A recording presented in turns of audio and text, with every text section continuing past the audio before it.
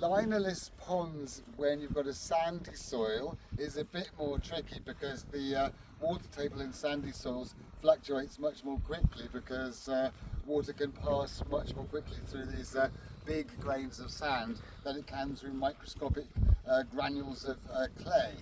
So if you're going to build a pond in an area where it's sandy soil, you've got to build it right down in an area that's permanently saturated, down on a river, valley, somewhere like that. And then you have a really nice pond, which is really clear as well because you haven't got all those little microscopic clay particles floating around. Sand's very heavy, it just drops straight to the bottom.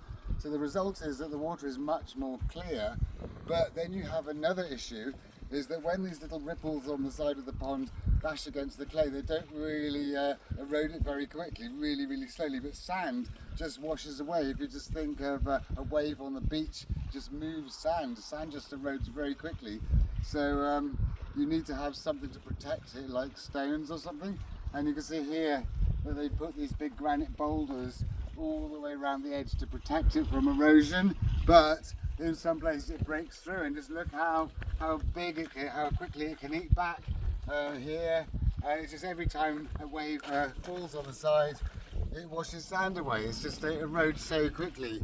But if you can put up like a dry stone bank on the edge of it, then that stops it, or just shovel it back every so often. But yeah, that's really the advantages and disadvantages of a sandy soil linerless pond.